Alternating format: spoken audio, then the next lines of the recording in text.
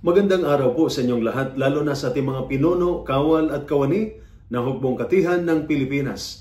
Ako po si Father Dion, ang Post-Catholic Chaplain ng Headquarters and Headquarters Support Group of the Philippine Army. At ito po ang salita ng Diyos, ang ating gabay.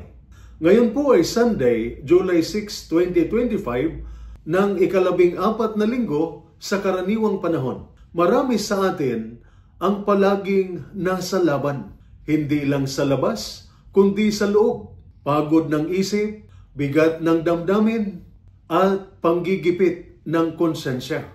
Bilang sundalo o bilang membro ng pamilya ng sundalo, may mga panahong tila nag-iisa ka.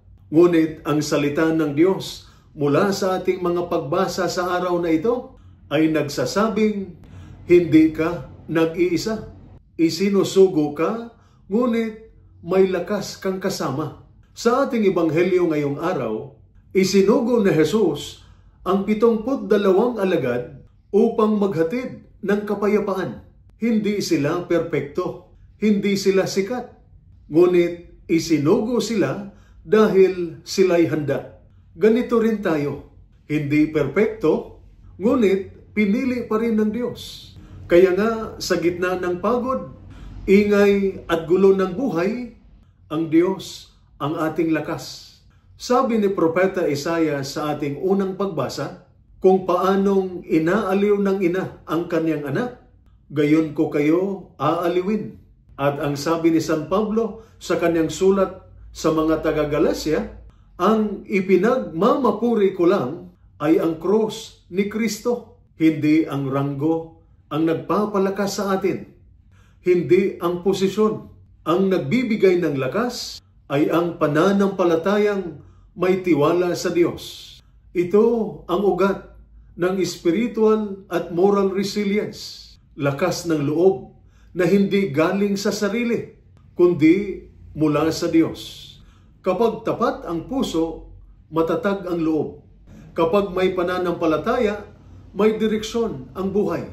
At kapag may pag-asa sa Diyos, hindi natitinag kahit anong giyera, sa labas man o sa loob. Ito po ang salita ng Diyos, ang ating gabay. Manalangin tayo. Panginoong Diyos, maraming salamat po dahil sa bawat misyon, hindi mo kami iniiwan. Sa gitna ng pagod, alalahanin namin kami iyong isinugo, hindi para mag-isa, kundi may kalakip na biyaya. Patatagin mo ang isip ng bawat sundalo, palakasin ang loob ng bawat pamilya, at punuin mo ng pag-asa ang puso ng bawat naglilingkod. Ituro mo sa amin ang tunay na lakas, hindi sa sarili, kundi sa iyong pag-ibig at katapatan. Amen. At sumainyo at sa inyong pamilya ang pagpapala ng makapangyarihang Diyos, Ama, Anak, at Espiritu Santo. Amen.